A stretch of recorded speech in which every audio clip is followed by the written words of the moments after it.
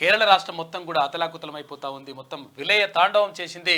అక్కడ ఉన్నటువంటి వరదలు విలయాన్ని సృష్టించినాయి. ఊర్లే కొట్టుకుపోయినటువంటి పరిస్థితి. కొండ చర్యలు విరిగిపడి పడుకున్న వాళ్ళు నిద్రలో ఉండగా అర్ధరాత్రే నిద్రలోనే కన్ను మూసినటువంటి పరిస్థితి. ఇప్పటి వరకు అధికారిక లెక్కల ప్రకారం 123 మంది చనిపోయినట్టుగా తెలుస్తా ఉంది. తర్వాత ఇంకా చాలా మంది, కొన్ని వందలాది మంది, 123 మంది గాయపడ్డారు. చాలా డేంజర్. ఇంకా 128 మంది గాయపడ్డట్టుగా తెలుస్తా ఉంది. అయితే ఏది ఏమైనప్పటికీ అసలు యాక్చువల్గా వయనాడులో జరిగినటువంటి ఈ ప్రకృతి ప్రకోపంతో మొత్తం కూడా అతలాకుతలం అయిపోయింది. అక్కడ ఉన్నటువంటి ప్రజలందరూ కూడా ఆందోళన చెందడం కాదు, మామూలుగా అసలు అంటే కింద శిథిలాల కింద ఉన్నటువంటి వాళ్ళు ఫోన్ చేస్తూ ఉన్నారంట. ఫోన్ చేసి మేము ఇక్కడ శిథిలాల కింద చిక్కుకొని ఉన్నాం, మమ్మల్ని కాపాడండి అని చెప్పేసి ఫోన్ చేస్తూ ఉంటే హృదయ విదారకమైనటువంటి ఘటనలు అక్కడ కేరళ రాష్ట్రంలో వయనాడులో చోటు చేసుకున్నాయి. ఇక్కడ వయనాడు నుంచే ప్రాతినిధ్యం వహిస్తూ ఉన్నాడు మన అంటే కాంగ్రెస్ పార్టీ అగ్రనేత రాహుల్ గాంధీ. తర్వాత అంటే 2 చోట్ల నుంచి, ఇక్కడ ఉత్తరప్రదేశ్ నుంచి, ఇక్కడ 2 చోట్ల నుంచి ప్రాతినిధ్యం వహిస్తూ ఉన్నాడు. ఈ నేపథ్యంలో ఆయన ఎట్టి పరిస్థితుల్లో వాళ్ళకు సహాయ చర్యలు అందించాలని చెప్పేసి కోరడం. తర్వాత ప్రధానమంత్రి నరేంద్ర మోడీ కూడా చనిపోయిన వాళ్ళ కుటుంబాలకు 2 లక్షల చొప్పున, తర్వాత గాయపడ్డ వాళ్ళకు 50,000 రూపాయల చొప్పున ఎక్స్గ్రేషియా ప్రకటించారు. ఏది ప్రకటించినా కానీ పోయిన ప్రాణాలు మాత్రం తీసుకురాలేము. కానీ చాలా దారుణమైనటువంటి కలి చోటు చేసుకుంది అక్కడ కేరళలో. ఇక మరోవైపు రైతుల ఖాతాల్లో 1,50,000 రూపాయలు జమ చేస్తూ ఉన్నాం. 100% రుణమాఫీని అంటే పూర్తి చేస్తూ ఉన్నాం. 12,000 కోట్ల రూపాయలు ఇప్పటి వరకు రైతుల ఖాతాల్లో జమ చేసినామని చెప్పేసి ముఖ్యమంత్రి రేవంత్ రెడ్డి చెప్తా ఉన్నారు. 100% అంటే ఇక్కడ ఇచ్చినటువంటి హామీ అయితే ఇది అవుతుందా, జరుగుతుందా, తర్వాత కాదా, ఇట్లా అని చెప్పేసి రకరకాలుగా మాటలు అన్నారు. కానీ ఏది ఏమైనప్పటికీ రుణమాఫీ చేసి తీరుతా అని చెప్పినాము. 100% అదే బాటలో ముందుకెళ్తా ఉన్నామని చెప్పేసి ముఖ్యమంత్రి చెప్తా ఉన్నాడు. రైతుల కళ్ళల్లో ఆనందం చూడడానికి నేను దేనికైనా సిద్ధమని చెప్పేసి ఆయన చెప్తున్నటువంటి మాట. ఇక మరోవైపు ఇక్కడ స్కిల్ యూనివర్సిటీకి సంబంధించి అక్కడ ఏది అసెంబ్లీలో బిల్లు ప్రవేశపెట్టినరు అక్కడ మంత్రి దుద్దిల్ల శ్రీధర్ బాబు. దానికి సంబంధించి ఆమోదం కూడా జరుగుతూ ఉంది. ఇక మరోవైపు ఒలింపిక్స్లో మను బాకర్ మరోసారి చరిత్ర సృష్టించింది. అయితే మరో కాంస్య పథకం జోడీతో, అంటే ఇక్కడ ఎవరు సరబ్జిత్ సింగ్ తో జోడీతో మరో కాంస్య పథకాన్ని తన ఖాతాలో వేసుకుంది మను బాకర్. దీంతో అసలు యాక్చువల్గా భారతదేశ చరిత్రలో ఒకేసారి 2 పథకాలను సాధించినటువంటి ఘనతను ఆమె చరిత్రలో తన ఖాతాలో వేసుకుంది మను బాకర్. దీంతో 2 పథకాలు వచ్చినట్టు అయింది. అవి కూడా పెద్ద అద్భుతమేం కాదు. నిజంగా కూడా తీర్మాన్ మల్లన్న కూడా చెప్పిండు. అంటే నిజంగా పెద్ద అద్భుతం కాదు. ఒకేసారి చాలా పథకాలను, 5 పథకాలను, 6 పథకాలను, 10 పథకాలు ఇట్లా గెలిచిన వాళ్ళు కూడా వివిధ దేశాల వాళ్ళు ఉన్నారు. అమెరికాకు చెందిన ఒకే క్యాండిడేట్ 28 పథకాలు సాధించిండు. కాబట్టి అంటే ఇది కాకపోతే ఏంటంటే మనకు గొప్ప విషయమే. ఎందుకంటే కాంస్య పథకం అంటే అసలు యాక్చువల్గా 3rd ప్లేస్. ఫస్ట్ స్వర్ణం ఉంటుంది, అంటే గోల్డ్ మెడల్, ఆ తర్వాత సిల్వర్ మెడల్, ఆ తర్వాత ఇప్పుడు బ్రాంజ్ మెడల్ వస్తేనే ఫుల్ ఖుషి అవుతున్నటువంటి పరిస్థితి కనిపిస్తూ ఉంది. కారణం ఏంటి అంటే క్రీడాకారులకు సరైనటువంటి ప్రోత్సాహకాలు కల్పించడం లేదు గతం నుంచి ప్రభుత్వాలన్నీ కూడా. అయితే కల్పించాల్సిన అవసరం ఉన్నది. పీఈటీల నియామకం కానీ, తర్వాత అన్ని స్కూళ్ళల్లో అంటే పాఠశాల నుంచే క్రీడలను ప్రోత్సహించడం కానీ ఇవన్నీ కూడా జరగాలి. కాకపోతే ఏంటంటే ప్రభుత్వాలు పట్టించుకోకపోవడం, ప్రోత్సహిస్తే దాంట్లో చెత్త రాజకీయాలు అదంతా కూడా జరుగుతూ ఉంది. అది కరెక్ట్ కాదు. ఇక మరోవైపు నిన్న ఇక్కడ తాజ్ కృష్ణా హోటల్లో బీసీలకు సంబంధించి ఒక సభ జరిగింది. ఇంటెలెక్చువల్ ఫోరం ఆధ్వర్యంలో మాజీ ఐఏఎస్ చిరంజీవులు సార్ ఆధ్వర్యంలో పెద్ద ఎత్తున సభ జరిగింది. మాజీ మన high court chief justice high court justice ఆయన ఈశ్వరయ్య గౌడ్ సార్ ఆధ్వర్యంలో చాలా పెద్ద ఎత్తున కీలకమైనటువంటి అంటే మాట్లాడినారు, ప్రకటనలు చేసిండ్రు. తర్వాత ఎమ్మెల్సీ తీర్మాన్ మల్లన్న కూడా క్లియర్గా చెప్పిండు. ఒకవేళ బీసీల కోసం, బీసీల రాజ్యాధికారం కోసం, బీసీల సాధికారత కోసం నేను దేనికైనా సిద్ధమని చెప్పేసి తీర్మాన్ మల్లన్న ప్రకటించిండు. అంటే ఏది ముందు అంటే ఇక్కడ ఎమ్మెల్సీ పదవా లేకపోతే ఇంకొకట అంటే 100% బీసీల అభ్యున్నతి. ఎందుకంటే వాళ్ళ గురించి మాట్లాడేటోళ్ళు లేరు, తర్వాత ఇంకోటి వాళ్ళ గురించి పట్టించుకునేటోళ్ళు లేరు. నిజంగా మెజారిటీ ఉన్నటువంటి పబ్లిక్ వాళ్ళకు వాళ్ళే ఓట్లు వేసుకోలేకపోతున్నారు, వాళ్ళకు వాళ్ళు అభివృద్ధి చెందలేకపోతున్నారు, అభివృద్ధి పదంలో నడవలేకపోతున్నారు, కనీసం సోయి లేకుండా మరి ఉంటున్నారు. కాబట్టి వాళ్ళకు అండగా నిలవాల్సిన అవసరం ఉన్నది. తర్వాత చేసే చట్టాల్లో కానీ, తీసుకొచ్చినటువంటి సవరణలలో కానీ, గతంలో అక్కడ ఏది కేంద్ర ప్రభుత్వం గతంలో ఇక్కడ ఏది ఎన్డీఏ ప్రభుత్వం కాకుండా అప్పుడు యూపీఏ ప్రభుత్వం ఏది మహిళా బిల్లును ప్రవేశపెట్టింది. మహిళా బిల్లును ప్రవేశపెట్టినప్పుడు పార్లమెంట్లో ప్రవేశపెట్టినప్పుడు అక్కడ అది మహిళా బిల్లును వ్యతిరేకించారు. అప్పుడు యాదవత్రయం ఎవరు ములాయం సింగ్ యాదవ్, తర్వాత ఎవరు లాలూ ప్రసాద్ యాదవ్, తర్వాత ఇట్లా ముగ్గురు యాదవత్రయం మొత్తం మీద ఆ బిల్లును వ్యతిరేకించారు. ఎందుకు వ్యతిరేకించరు అని చెప్పేసి మొత్తం అట్టెట్లా వ్యతిరేకిస్తారండి, మహిళా బిల్లు మహిళలకు వ్యతిరేకమా అని చెప్పేసి మాట్లాడినరు. కాకపోతే ఏంటంటే వాళ్ళు అడిగింది ఏంటంటే మహిళలకు రిజర్వేషన్ రావాల్సిందే, సంతోషం, దాని గురించి ఏం ప్రాబ్లం లేదు. కాకపోతే ఏంటంటే అక్కడ మహిళల్లో కూడా అంటే మొత్తం కూడా అగ్రవర్ణ మహిళలే ముందుకు వస్తూ ఉన్నారు. మరి బీసీ మహిళలకు అందులో వాటా ఉందా అని చెప్పేసి వాళ్ళు అడిగినారు. ఉందా అడిగినప్పుడు లేదు అని చెప్పిండ్రు. చెప్తే మరి అట్లెట్లయితుంది లెక్క, మరి బీసీ మహిళల సాధికారత కూడా అవసరం కదా, వెనుకబడినటువంటి మహిళలు వెనుకబడిపోవాలన్నా, కాబట్టి 100% దానికి అవసరం అని చెప్పేసి వాళ్ళు నిర్ణయం తీసుకొని ఆ బిల్లును వ్యతిరేకించారు. అది ఇప్పటి వరకు ఇంకా అట్లా కొనసాగుతూ ఉంది. అయితే మొత్తం మీద కావాల్సింది ఏంటి అంటే భారతదేశంలో కానీ ఇటు తెలంగాణ రాష్ట్రంలో కానీ అత్యధికంగా ఉన్నటువంటి ప్రజలు ఎవరైనా ఉన్నారు అంటే వాళ్ళు బీసీలు. కాకపోతే ఏంటంటే వాళ్ళు వెనుకబడిన వాళ్ళుగానే ఉంటున్నారు, వాళ్ళకు సంబంధించినటువంటి రిజర్వేషన్లు వాళ్ళకి దక్కడం లేదు. కాకపోతే ఏంటంటే నిన్న అంటే నిజంగా చాలా అంటే చాలా పెద్ద ఎత్తున వీళ్ళు కూడా ఊహించలేదు ఇంతమంది వస్తారు అని కూడా, నిర్వహించే వాళ్ళు కూడా ఊహించలేదు. చాలా పెద్ద ఎత్తున వచ్చిండ్రు. శ్రీనివాస్ గౌడ్ కావచ్చు, చెరుకు సుధాకర్ గౌడ్ కావచ్చు, మాజీ మంత్రి శ్రీనివాస్ గౌడ్ కావచ్చు, ఇటు మాజీ స్పీకర్ మధుసూదనాచారి కావచ్చు, బండ ప్రకాష్ అన్న కావచ్చు, మళ్ళా తిన్మర్ మల్లన్న కావచ్చు, పార్టీలకు అతీతంగా కుల సంఘాలు, వివిధ బీసీలలో ఉన్న కుల సంఘాలు అవసరం ఉన్నది. తర్వాత ఎవరినో నిందించాల్సిన అవసరం లేదు. తర్వాత ఇంకొకటి ఏంటంటే నిన్న అంటే అసలు యాక్చువల్ నా వ్యక్తిగత అభిప్రాయం, ఇది మల్లన్నకు సంబంధించింది కాదు. కాకపోతే ఏంటంటే నిన్న నాకు కేవలం బీసీల ఓట్ల వల్ల మాత్రమే నేను గెలిచిన అన్నారు. కాకపోతే ఏంటంటే బీసీలు వేసిన మాట మాత్రం వాస్తవం. కాకపోతే ఏంటంటే అందులో అగ్రవర్ణాలు కూడా అందరూ కూడా రెడ్డిలు కానీ లేకపోతే మిగతా వాళ్ళు కూడా వేసిండ్రు ఓట్లు. ఆ విషయం అట్లా అనాల్సింది కాదేమో అని చెప్పేసి నా వ్యక్తిగత అభిప్రాయం. అది అట్లా అనాల్సింది కాదేమో. కాకపోతే ఏంటంటే బీసీలు సంఘటితం కావాల్సిన అవసరం మాత్రం అన్న ఒకటి స్పష్టం చేసిండు అన్న, నాకు ఎమ్మెల్సీ టికెట్ ఇచ్చిన తర్వాత కాంగ్రెస్ పార్టీ నుంచి నేను పోటీ చేసినా కూడా నన్ను ఓడగొట్టడానికి ఎంతమంది ప్రయత్నాలు చేసిందో మీకు బీసీ కులాలు కావచ్చు, బీసీ నాయకులు కావచ్చు నాకు అండగా ఉన్నారన్న. అదైతే వాస్తవం, అంటే అండగా ఉన్నది 100% వాస్తవం. కాకపోతే ఏంటంటే కొంతమంది అందరు కూడా ఓట్లు వేసిండ్రు, కొంతమంది వేసిండ్రు కాబట్టి అట్లా ఉన్నది. తర్వాత ఇంకోటి ఏంటంటే బీసీలు ఇంకా సంఘటితం కావాల్సిన అవసరం మాత్రం 1000% ఉన్నది. ఎవరినో నిందించడం కాకుండా మనం ఎట్లా ఉన్నాం అనేటువంటి విషయాన్ని ఒక్కసారి బేరీ చేసుకుంటే అర్థమవుతుంది. ఇక లేకపోతే గట్లనే ఉంటాం, జై కొడతాం, జెండాలు పడతాం అంటే 100% గట్లనే ఉంటారు పరిస్థితి. కాకపోతే ఏంటంటే ఇది ఎవరినో నిందించి తర్వాత ఎవరినో అనడం కాదు, సొంతంగా సోయి ఉంటే సిగ్గుశరం ఏమన్నా అట్లా ఉంటే మంచిగా ఉంటుందని చెప్పేసి నా వ్యక్తిగత అభిప్రాయం ఇది. ఇక మరి పాలకుర్తిలో మాజీ మంత్రి ఎర్రబెల్లి దయాకర్ రావు కూడా పొగలొస్తా ఉన్నాయంట. నేను ఎర్రబెల్లి దయాకర్ రావు ప్రధాన అనుచరుడు అందే యాకన్న, ఈజీఎస్ డైరెక్టర్ గా స్టేట్ డైరెక్టర్ గా ఉన్నాడు, మాజీ ఎంపీటీసీ.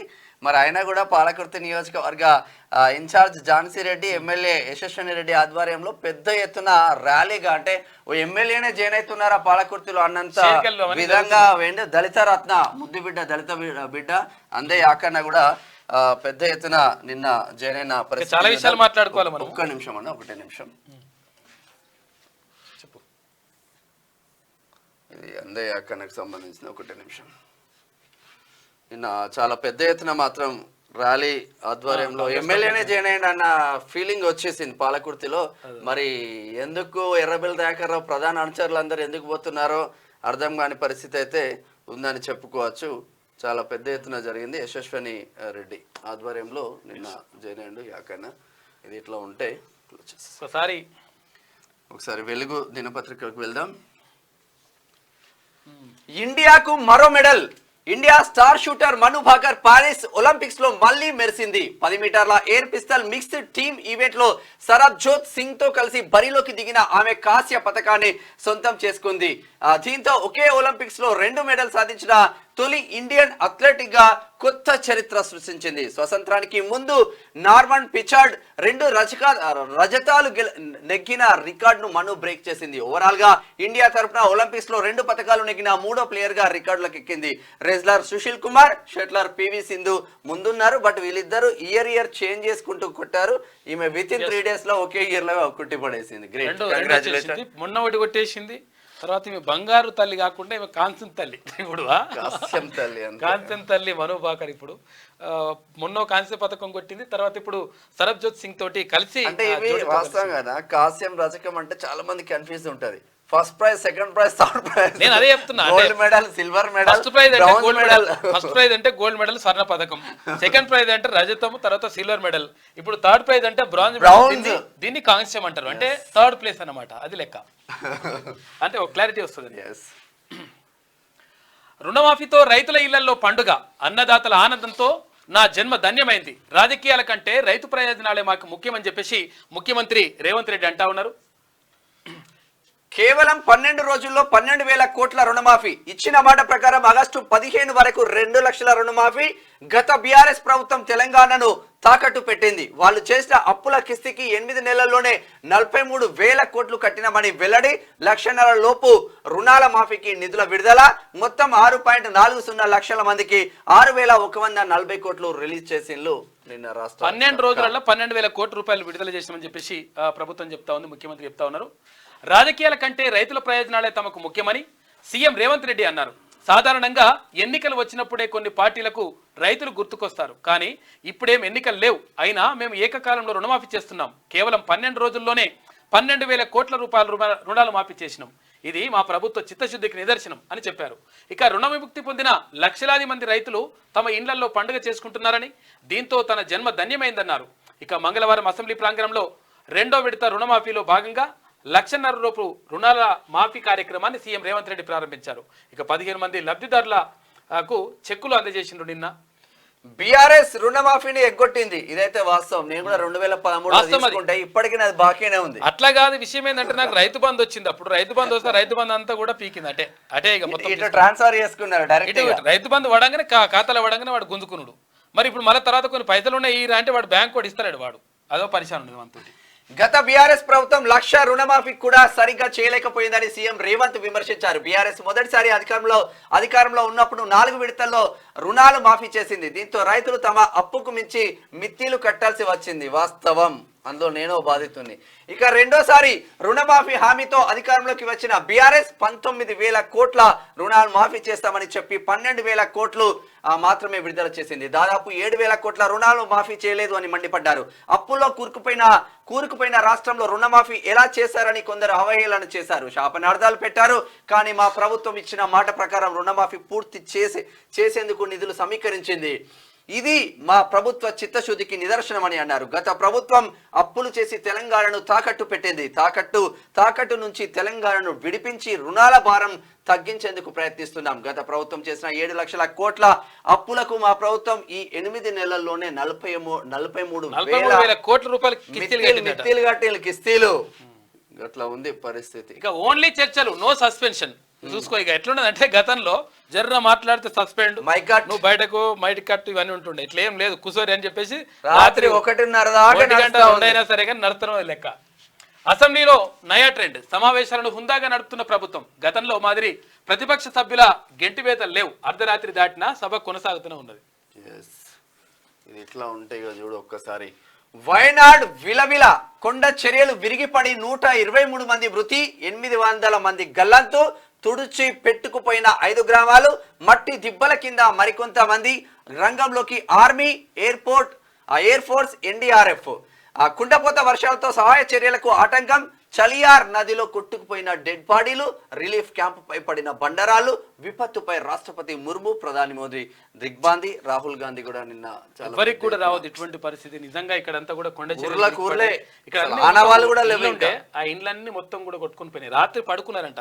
రాత్రి 12 గంటలకు పండుకున్న తర్వాత నిద్రపోయి ఉండగానే దన్మని వర్షాలు వచ్చినాయి, వరదలు వచ్చేసి మొత్తం కొట్టుకుని పోయినాయి అంట. దారుణమైనటువంటి పరిస్థితి.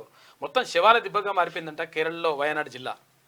కేరళలోని వయనాడ్లో భారీ వర్షాలు బీభత్సం సృష్టించాయి. సోమవారం అర్ధరాత్రి దాటాక ఒక్కసారిగా వరద పోటెత్తడంతో కొండ చర్యలు విరిగిపడి వేలాది ఇండ్లు కొట్టుకుపోయాయి. ఇక మొప్పాడి, ముండకై, తర్వాత చొరల్మల, అట్టమాల, నూల్పుజ గ్రామాల్లో చోటు చేసుకున్న ఈ ఘోర విపత్తుతో 123 మంది చనిపోయారని, 128 మంది వరకు గాయపడ్డారని అధికారులు వెల్లడించారు. ఇండ్లల్లో పడుకున్న చోటే కొందరు సజీవ సమాధి అయ్యారు. మృతుల్లో మహిళలతో పాటు చిన్నారులు కూడా ఉన్నారట.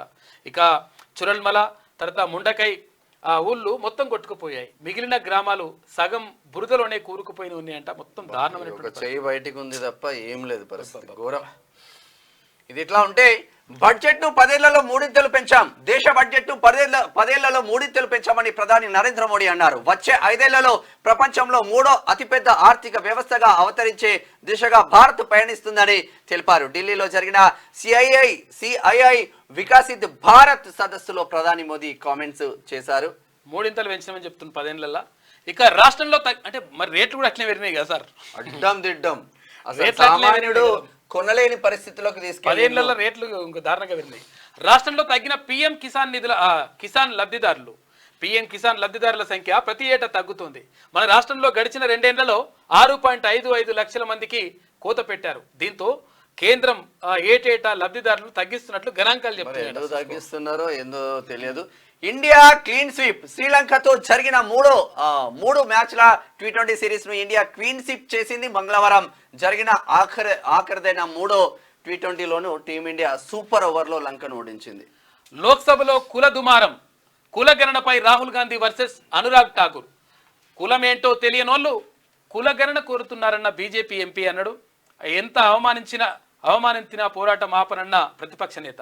కులం ప్రస్తావన ఎందుకంటూ ఎస్పీ చీఫ్ అఖిలేష్ ఆగ్రహం వ్యక్తం చేసిండు. ఎవరి పేరు ప్రస్తావించలేదని సమర్థించుకుంటే ఠాకూర్. ఇదే సబ్జెక్ట్ మీద నిన్న నాయకులందరూ మాట్లాడిండ్రు. బీసీ ఇంటెలెక్చువల్ ఫోరంలో తాజ్ కృష్ణలో జరిగింది. సేమ్ ఇప్పుడు రాహుల్ గాంధీ, ప్రధాన ప్రతిపక్షమైన రాహుల్ గాంధీ, పక్ష నేతగా ఉన్న రాహుల్ గాంధీ పార్లమెంట్ లో పోరాటం చేస్తా ఉన్నారు. మీరు ఇక్కడ రావడంతోనే, కాంగ్రెస్ పార్టీ రావడంతోనే మేము కులగణన చేస్తాం, కులగణన చేసిన తర్వాతనే లోకల్ బాడీ ఎలక్షన్స్ కి వెళ్తారని హామీ ఇచ్చిండ్రు. ఆ హామీ 100% నిరూపించుకోవాలి. ఒకవేళ కులగణన చేయకుండా ముందుకు వెళ్తే బీసీలందరూ నష్టపోయే అవకాశం ఉందని తీర్మార్మలతో పాటు ప్రతి ఒక్క లీడర్లు 6 నెలలలో చేస్తున్నారు. 7 నెలలు అయిపోయాయి. మరి దాని గురించి ఎందుకు పట్టించుకోవాలి? బీసీలకు వచ్చేసరికి ఈ బ్యాక్ వచ్చేస్తారు. మరి బ్యాక్వర్డ్ కాస్ట్ అందరూ బ్యాకే తీసుకుంటావరా? మరి ఏందో అర్థం కాని పరిస్థితి. గతంలో కాక అసలు యాక్చువల్ గా ఒక్క రోజుల దాన్ని ఏం చేసిండు, సమగ్ర కుటుంబ సర్వే పేరుతోటి ఒక్క రోజులో మొత్తం వివరాలన్నీ, బొగ్గుబాయిలు ఉన్న వాళ్ళు, ముంబైలో ఉన్న వాళ్ళు అందరూ వచ్చాడు. ఒక్క రోజుల వివరాలన్నీ తెప్పించుకోగలిగిండు. ఒకవేళ ప్రభుత్వం తలుచుకుంటే ఏదైనా చేయగలుగుతుంది. కాకపోతే ఏంటంటే ప్రభుత్వానికి చిత్తశుద్ధి ఉండాలి. తర్వాత అంటే యాక్చువల్ గా ఇది కులగణన చేయాలనేటువంటి ఆలోచన క్లియర్. సమగ్ర కుటుంబ సర్వే కేసీఆర్ కాక తెప్పించుకున్నాడు కాబట్టి ప్రభుత్వం దగ్గర కూడా ఆ డాటా ఉంటది కదా. ఈ ప్రభుత్వానికి ఏలాడు ఆయన, మనం చూడాలి మరి ఇచ్చిండో ఇయ్యలేదో. ఇస్తే ఓకే, ఇవ్వకపోతే ఏంటంటే నేను మళ్ళీ తెప్పించుకోవచ్చు కదా. పెద్ద విషయం ఏమున్నది ఇలా, పెద్ద విషయమేం కాదు. అంటే నేను ఏమంటానంటే ఒక్క రోజులో మొత్తం సమగ్ర కుటుంబ సర్వే చేయించగలిగిండు ఒక ముఖ్యమంత్రి. ఇప్పుడు మరి పెద్ద విషయం అవుతుంది, ఏమవుతుంది అది ఆయన చేసిండు, ఆయన సొంతానికి ఉపయోగించుకుంటూ అది వేరే విషయంలే. కానీ అంత పెద్ద దానికి అంటే చేయగలుగుతాడు అనే దాన్ని చెప్పడానికి మనం చెప్తా ఉన్నాం. కాకపోతే ఏంటంటే ఇప్పుడు కూడా చేయాలంటే అవకాశం ఉంటుంది. మరి దానికి 5 నెలలు పడుతుంది, 6 నెలలు పడుతుంది. గంత టైం ఎందుకు పడుతుంది అర్థం.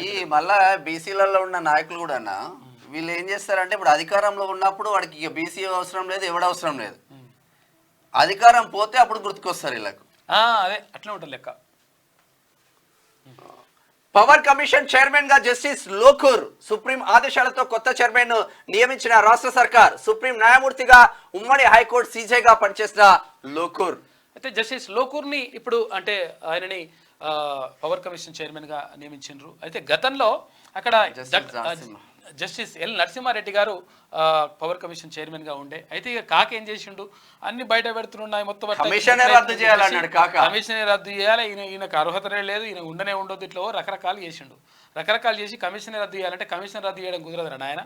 కాకపోతే ఏంటంటే సరే ఆయన ఏదో మాట్లాడినంటారు కాబట్టి మాట్లాడినందుకు ఆయనను తప్పిస్తున్నాం అంతే తప్ప ఎట్టి పరిస్థితుల్లో కమిషన్ రద్దు చేయడానికి వీల్లేదని చెప్పేసి ఇక్కడ హైకోర్టు, సుప్రీంకోర్టు మంచిగా మూతిమీక 2 వేసినట్టుగా చేసింది. చేయడంతో ఏమైంది, ఏం చేయాలని అర్థం కాలేదు కాక సపడే కూకున్నాడు. ఇప్పుడు మళ్ళీ ప్రభుత్వం ఇక్కడ జస్టిస్ లోకూర్ను అక్కడ పవర్ కమిషన్ చైర్మన్గా నియమించింది. విద్యుత్ విచారణ కమిషన్ చైర్మన్గా జస్టిస్ మదన్ భీమ్రావు లోకూర్ను రాష్ట్ర ప్రభుత్వం నియమించింది. లోకూర్ గతంలో సుప్రీంకోర్టు న్యాయమూర్తిగా, ఉమ్మడి ఆంధ్రప్రదేశ్ హైకోర్టు ప్రధాన న్యాయమూర్తిగా పనిచేశారు. జస్టిస్ ఎల్ నరసింహారెడ్డి స్థానంలో పవర్ కమిషన్ చైర్మన్ గా లోకూర్ వ్యవహరిస్తారు. అయితే గత బీఆర్ఎస్ ప్రభుత్వ హయాంలో జరిగిన విద్యుత్ ఒప్పందాలపై ఆయన విచారణ జరపనున్నారు.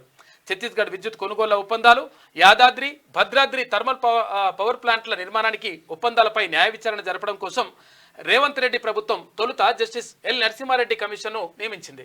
అయితే ఈ అంశానికి సంబంధించి విచారణకు హాజరు కావాలని మాజీ సీఎం కేసీఆర్కు ఆయన నోటీసులు ఇచ్చారు. విచారణ కమిషన్ ఏర్పాటుతో పాటు కమిషన్ చైర్మన్ ప్రెస్తో మాట్లాడడాన్ని సవాల్ చేస్తూ హైకోర్టులో కేసీఆర్ పిటిషన్ దాఖలు చేసి నా అన్ని బయట పెడుతున్నట్టు ఇట్లా అంటే ఇక అట్లా బయట ఎందుకు పెడుతున్నారు సార్, మీరు అట్లా పెట్టాల్సింది లోపల పెట్టి లోపల వేయండి అని చెప్తారు. అంటే క్లియర్ గా ఏంటంటే జస్టిస్ ఎల్ నరసింహారెడ్డి గారు చెప్తున్నారు 100% బరాబర్ మొత్తం రెడీ అయిపోయింది. 80 పేజీలు ఏదో రెడీ చేసేసినాం. తర్వాత ఇక ఆయన మీద శిక్ష చేయడమే రెడీ. అది అంటే మరి కావడం ఖాయమని. ఈ లోపు మాజీ విద్యుత్ శాఖ మంత్రి సూర్యాపేట ఎమ్మెల్యే మరి అటు ఇటు పోతాడా, మరి అక్కడనే ఆయన పని కూడా అవుతుంది. ఇక మరి ఇప్పుడు ఇంట్లో ఉన్నప్పుడు అయితే కాదా ఇక మంత్రిగా. శ్రీశైలం ఫుల్ 207 టీఎంసీలు దాటిన నీటి నిల్వ 10 మీటర్ల మేర 7 గేట్లు ఎత్తిన ఏపీ అధికారులు. నాగార్జున సాగర్ కు తరలుతున్న కృష్ణమ్మ చేపల వేటకు వెళ్లొద్దని పోలీసుల హెచ్చరిక. 10 గేట్లు లేవట్టినట మొత్తం. ఎందుకంటే ఎన్ని నీళ్లు కావాలనో అన్ని నీళ్ళకి వచ్చేస్తుంది. దగ్గరికి వచ్చిందంట. దగ్గరికి రావడానికి మొత్తం నీటితో మళ్ళీ పరిచయం అవుతుంది కదా. అందుకనే ముందస్తుగా కొంత ఎత్తేసి ఇప్పుడు నాగార్జున సాగర్కి మస్తు నీళ్ళు వస్తూ ఉన్నాయి. ఇప్పుడు నాగార్జున సాగర్ కూడా నిండుతుంది. నిండిన తర్వాత 100% పంటలకి ఈసారి కొంచెం డోకా ఉండేటువంటి పరిస్థితి ఉంటుంది. ఎందుకంటే మన దగ్గర వర్షాలు సరిగా పడతలేవు, కానీ అక్కడ మీద బాగానే పడాయంట. పడడంతో అక్కడ వస్తున్నాయి వాటర్. ఇక రాష్ట్రం పేరు చెప్పకుంటే నిధులు ఇవ్వనట. బడ్జెట్లో అన్ని రాష్ట్రాలకు నిధులు కేటాయించామని చెప్పేసి కేంద్ర ఆర్థిక మంత్రి నిర్మలా సీతారామన్ చెప్తా ఉంది. తెలంగాణకు బడ్జెట్ 1000 కోట్లలో ఇచ్చామని చెప్పేసి ఆమె చెప్తున్నది. మరి ఇచ్చేదంటే బయట బడ్జెట్ పెడితే బాగుండేది. కానీ అసెంబ్లీలో స్కిల్ వర్సిటీ బిల్లు ప్రవేశపెట్టిన మంత్రి Sridhar Babu PPP triple P పద్ధతిలో ఏర్పాటు 17 రంగాల్లో కోర్సులు ఏటా 20,000 మందికి శిక్షణ. ఇది మంచి యాక్చువల్ గా స్కిల్ వర్సిటీ ఏర్పాటు చేయాలని చెప్పేసి ముఖ్యమంత్రి గారి మధ్యలో మెదిలింది. తర్వాత అది ఎందుకంటే ఐటీఐలు ఉంటాయి కదా, ఈ ఐటీఐలు మొత్తం కూడా నిర్వీర్యం అయిపోతా ఉన్నాయి. అసలు యాక్చువల్ గా ఏది నైపుణ్య శిక్షణ అనేటువంటిది అక్కడ కొనసాగుతుండే. కాకపోతే ఇప్పుడు వాటిని పట్టించుకున్నటువంటి పరిస్థితి కనిపిస్తలేదు. కాబట్టి స్కిల్ యూనివర్సిటీలు ఏర్పాటు చేయడం ద్వారా దాని ద్వారా ఏమవుతుందంటే నైపుణ్యం ఉన్నటువంటి ఏవైతే మానవ వనరులు ఉంటాయో, హ్యూమన్ రిసోర్స్ ఏవైతే ఉంటాయో అక్కడ తయారు చేసుకొని మనకు అంటే ఎప్పుడైనా కానీ చదువుకుంటే ఏమడుగుతారంటే తల్లిదండ్రులైనా తర్వాత ఎవరైనా ఏమడుగుతారంటే బువ్వ పెట్టని చదువు ఎందుకు అంటారు, బువ్వ పెట్టని చదువు ఎందుకు అంటారు. కాబట్టి బువ్వ పెట్టే చదువు కావాలి అంటే ఏదైతే ఉపాధి అవకాశాలు చూపించేటువంటి చదువు కావాలి. తర్వాత సమాజంలో తర్వాత అది ఉపయోగపడే విధంగా ఉండాలి. కానీ ఉట్టినే చదువుకున్నావా పోయినావా అయిపోయిందా డిగ్రీలు వచ్చినా లెక్క అంటే అది కాదు లెక్క. కాబట్టి స్కిల్ యూనివర్సిటీ ఏర్పాటు ద్వారా ఆ స్కిల్స్ని డెవలప్ చేసి తర్వాత వాళ్ళని నైపుణ్యాన్ని వాళ్ళకు మెరుగుపెట్టి ఆ తర్వాత వాళ్ళకు దాని ద్వారా ఉత్పత్తిని పెంచేటువంటి కార్యక్రమం జరుగుతుంది. అది ఉపాధి అవకాశాలను కూడా మెండుగా కల్పిస్తుంది. రాష్ట్ర ప్రభుత్వం ప్రతిష్టాత్మకంగా ఏర్పాటు చేయనున్న స్కిల్ యూనివర్సిటీ బిల్లును మంగళవారం అసెంబ్లీలో మంత్రి శ్రీధర్ బాబు ప్రవేశపెట్టారు. ఇక young India skill university public private partnership bill 2024 పేరుతో దీన్ని తీసుకొచ్చారు. అయితే పీపీపీ పద్ధతిలో యూనివర్సిటీని ఏర్పాటు చేయనున్నారు. 17 రంగాల్లో కోర్సులు ప్రవేశపెట్టి ఏటా దాదాపు 20,000 మందికి శిక్షణ ఇవ్వనున్నారు. హైదరాబాద్లో స్కిల్ యూనివర్సిటీ మెయిన్ క్యాంపస్ ఏర్పాటు చేసి వివిధ ప్రాంతాల్లో నైపుణ్య కేంద్రాలు స్కిల్ సెంటర్లు అంటే స్పోక్స్ ఏర్పాటు చేయనున్నారు. వీటికి అనుబంధంగా వేర్వేరు కాలేజీలను ఏర్పాటు చేయనున్నట్లు తెలుస్తున్నది. ఆ యూనివర్సిటీ ద్వారా యువతలో నైపుణ్యాలను పెంచేందుకు శిక్షణ ఇస్తున్నారంట. దీంతో ఉద్యోగాలు వస్తాయి, లేకపోతే సొంతంగా ఉపాధి అవకాశాలు లభిస్తాయి. ఎందుకంటే బీటెక్ అయిపోయిన తర్వాత స్కిల్ ఏమి ఉండట్లేదు. ఒక రకంగా ఏంటంటే భూమి పెట్టి చదువు అన్నట్టు. సరయూ నదిలో జనగామ యువతి గల్లంతు సెల్ఫీ తీసుకున్న 2 నిమిషాల్లోనే ఘటన. అయోధ్య యాత్రలో విషాదం. ప్రమాదంలో చిక్కుకున్న ఐదుగురులో పాపం. ఏం సెల్ఫీ నేను ఏమంటున్నా అంటే ఇప్పుడు సెల్ఫీలు అని చెప్పేసి వరదలు వచ్చే దగ్గరకు పోయి ఇట్లా నిలబడతారు ధన్మని తట్టుకుమని ఒక గేట్ ఎత్తిరు అనుకో. ఇప్పుడు శ్రీశైలం గేట్లు ఎత్తిండ్రు. గేట్లు ఒక్కటేసారి ఏమవుతుంది 10 గేట్లు ఎత్తిండ్రు అనుకో. ఎత్తి ఏమవుతుంది పరిస్థితి, ఉన్న వరద ఏమవుతుంది గాడికెళ్ళి పోయేది ఒక్కటేసారి ఇక్కడికి వచ్చేసి కొట్టుకుని పోతారు. బాచుపల్లిలో విజ్ఞాన జ్యోతి కాలేజ్ ఇంజనీరింగ్ వాళ్ళు పిల్లలు ఆడేది విజ్ఞాన విహార యాత్రకు పోయినరు.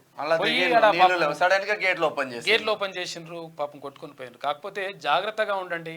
వర్షాకాలం నీటితోటి నిప్పుతోటి తర్వాత కరెంటుతోటి ఆడుకోవచ్చు. ఎందుకంటే what is the dangerous city in the world అంటే electricity is the dangerous city అని అంటారు.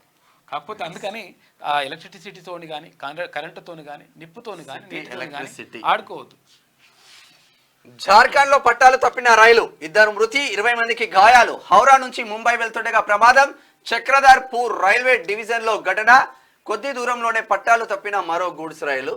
కేరళలో చాలా తప్పుతున్నాయి ఇక అట్లా పాపం. కేరళ అతలాకుతలం అయిపోయింది, మొత్తం దారుణమైనటువంటి పరిస్థితులు ఎదుర్కొంటా ఉంది.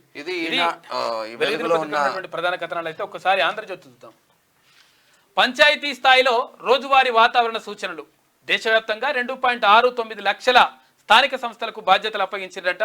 రైతులకు మరింత మేలు అని చెప్పేసి కేంద్ర ప్రభుత్వం చెప్తుంది.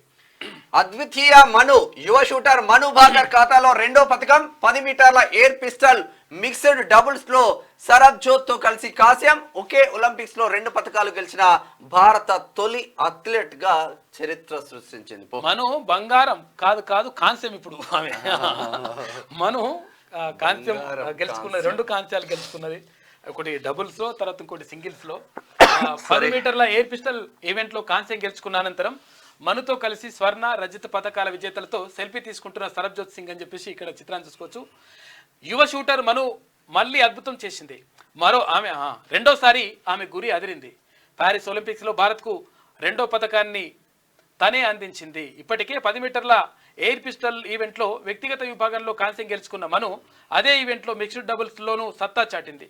సహచర షూటర్ సరబ్జోత్ సింగ్ తో కలిసి కాంస్యం సాధించింది. స్వాతంత్రం తర్వాత ఒకే ఒలింపిక్స్ లో 2 పథకాలు సాధించిన భారత అథ్లెట్ గా మను రికార్డు సృష్టించింది. ఇది కరెంట్ అఫైర్స్ లో కూడా వస్తుంది, తర్వాత జిఎస్ లో కూడా ఉపయోగపడుతుంది.